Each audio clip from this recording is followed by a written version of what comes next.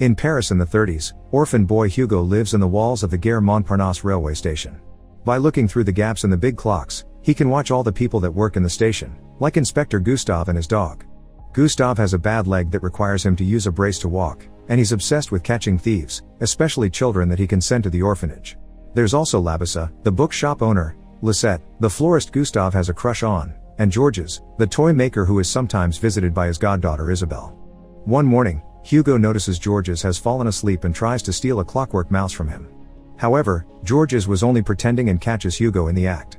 Knowing the kid has been stealing from him for a while, he makes Hugo empty his pockets, revealing all the clockwork parts from the toys he's taken and a curious little notebook. Georges opens it and is impressed by the notes on clockwork Hugo has taken. However, he also freaks out when he finds the drawings of an automaton. He doesn't believe Hugo when the kid says he didn't steal the notebook and sends him away, calling him a thief. Hugo doesn't want to leave without the notebook, but Gustave hears the word thief and begins chasing Hugo with his dog. They run through the whole station, and Hugo finally manages to lose them by climbing on a ceiling platform while Gustave's leg brace gets stuck on a train door. Afterward, Hugo goes back to his home in the walls to maintain the station clocks and keep on people watching. At the end of the day, when Georges closes his shop, Hugo goes to see him again to ask for his notebook, but Georges promises to burn it. Hugo decides to follow Georges all the way to his home, only to find himself left outside. Seeing Isabelle in the window, he asks for her help, so she comes out and listens to his story. Isabelle promises to rescue the notebook because she likes the idea of secrets and adventures, but Hugo needs to go home before they're found out. When Hugo returns home, he cries as he stares at the automaton from the drawings. This all started when Mr. Cabret, Hugo's widower father and clockworker, found an abandoned automaton in the attic of the museum he worked at. While Hugo learned the trade, he and Mr. Cabret worked hard to fix the automaton, but they couldn't make it work without the heart key that it was missing on its back. One night, Mr. Cabret died in a fire, so Hugo was forced to live with his alcoholic Uncle Claude, and all he manages to take with him was the automaton and the notebook where they documented their progress. Claude didn't send Hugo to school. Instead, he taught him his own job, which was taking care of the station clocks. Shortly afterward, Claude disappeared, but Hugo kept on maintaining the clocks in order to live in Claude's room without anyone noticing he was gone. To survive, he stole food from the station shops while making sure to avoid Gustave at all costs. The next day, Hugo goes to see Georges again, but he's presented with the ashes of the burned notebook. Hugo runs away in tears and bumps into Isabelle, who has something to tell him in private and drags him into the bookshop. After meeting Labassa, Isabelle tells Hugo that Georges didn't burn the notebook, it was all a trick. She also explains the notebook made him so upset that he cried, and her advice is to try again while being steadfast. Hugo goes to see Georges once more and refuses to leave, thus Georges decides to give him a test. Hugo must fix a clockwork mouse and impresses Georges with how quick he can work, so he's accepted as an apprentice. Now Hugo must work in the shop to make up for all the pieces he's stolen, and Georges will decide when he'll have done enough to earn the notebook back. Georges teaches him all about clockwork inventions, toy making, and even a few magic tricks. All this knowledge helps him fix the automaton, but to get it to function he still needs the heart key. In his free time, Hugo continues to watch Gustave catch kids and hangs out with Isabelle. When she admits she's never seen a movie because Georges won't let her, Hugo takes her to the theater by sneaking through the back door, which he lockpicks with one of his tools. The kids have a lot of fun with the movie, especially the part where a man hangs off a big clock, but they're caught and kicked out before they reach the end. On their way back to the station, Hugo tells Isabelle about all the movies Mr. Cabret would take him to, like A Trip to the Moon, which had a rocket landing on the moon's face. He also confesses he lives in the station walls. Once they enter the station, Gustave stops them to check on Hugo, and Isabelle pretends he's her dumb cousin from the country. The dog is suspicious of Hugo's smell, but Isabelle comments it must be the smell of her cat and Gustave lets them go. Afterward, Isabelle asks to see Hugo's home in the walls, but he refuses and tries to lose her in the crowd. Unfortunately, Isabelle isn't used to crowds and almost gets trotted on, so Hugo comes back to rescue her and discovers her necklace is the heart key. Accepting to show Isabelle his secret, Hugo takes her to his room and borrows the key to activate the automaton. Fortunately, it does work, but the automaton only writes a few meaningless lines. Hugo cries thinking he could have fixed it and wishing it could have a message from his father, but suddenly, the automaton starts moving again and finishes its work. It's a drawing of a scene from A Trip to the Moon, signed by Georges Méliès, which Isabelle identifies as her godfather's full name. The kids go to Isabelle's home to speak to Georges' wife Jean, telling her about the automaton and showing her the drawing. This upsets Jean, who asks them not to dig up the past because they're too young to understand. At that moment, Georges comes back, so Jean hides the kids in her room. There, Hugo looks for his notebook and notices that the wardrobe has a hidden compartment with a box inside. Since Isabelle is taller, She takes out the box by standing on a chair, but the chair breaks and the box falls, revealing a bunch of beautiful illustrations that include a trip to the moon. Georges hears this and comes to check on them, finding his work all over the floor. This causes him to have a breakdown as he remembers he's nothing now but a penniless merchant. He also calls Hugo cruel for breaking his trust like this. Hugo returns to the station, where he bumps into Labassa carrying some books.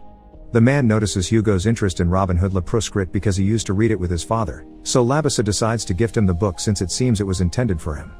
Meanwhile, Gustave tries to awkwardly make conversation with Lisette, but he's ashamed of his leg, which never healed after a war incident. Lisette doesn't judge him though. In fact, she reveals she lost her brother during the war. To show her sympathy, she gifts Gustave a couple of flowers. The next day, Labassa tells Hugo and Isabelle to go to the Film Academy library to find the information they want. A book called The Invention of Dreams reveals Georges was one of the first filmmakers and very successful at his craft, having made over 500 movies, but it also says he died during the Great War. The kids' reading is interrupted by the book's author René, who is delighted to hear that Georges is actually alive. He takes them to see his private collection, explaining what a big fan of Georges he's been since he was a little kid when he got to visit the set while his brother worked there. Nobody knows why Georges stopped making movies, but among his collection of memorabilia, René has the only film of Georges that has survived. Later, Isabelle and Hugo discuss a plan idea while he maintains the clocks. Hugo thinks everyone has a purpose, like machines, so maybe that's why Georges is sad all the time. He lost his purpose and it's up to the kids to fix him. Before leaving, Isabelle kisses Hugo on the cheek.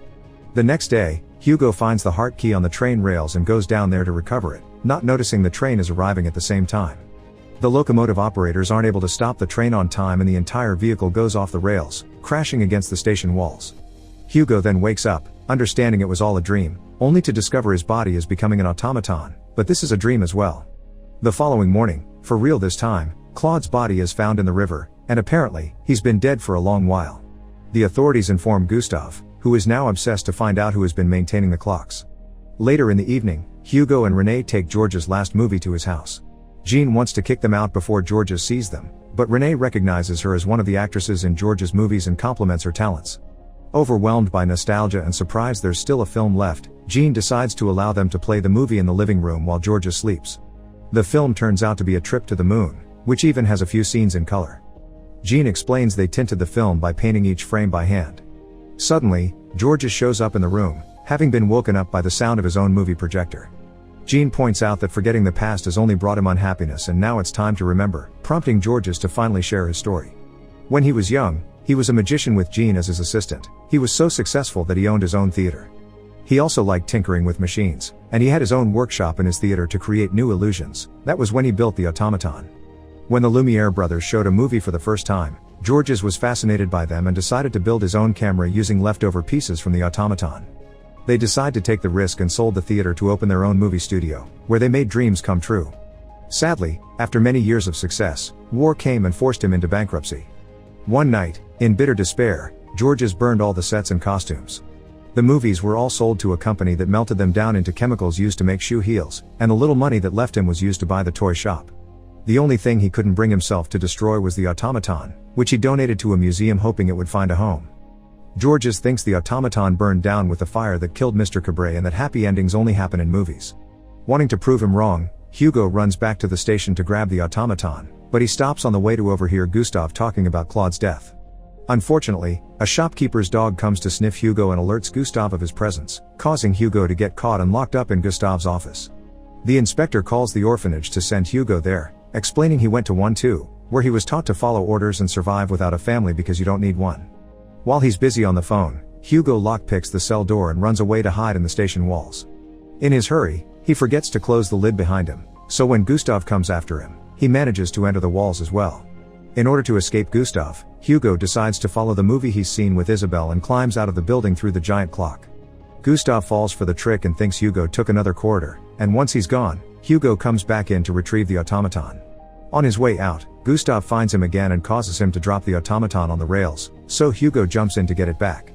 There's a train coming that can't be stopped, but luckily Gustave grabs Hugo and drags him out of the rails. The inspector still won't listen to Hugo's pleas and intends to take him to the orphanage, but his plan is interrupted when Georges shows up and claims Hugo as his. A few weeks later, René throws a gala to celebrate the life and work of Georges, who has been named a professor at the Film Academy. Thanks to a search through vaults, private collections, barns, and catacombs, they've managed to recover some old negatives and decayed film, and now they have 80 of George's films that they proceed to show. During the after-party, it's revealed that Gustave is dating Lisette and his leg now has a much better clockwork-based brace made by Hugo, who is impressing all the guests with some magic tricks. Lastly, Isabelle has discovered her purpose is to be a writer, and she shall begin by writing Hugo's story.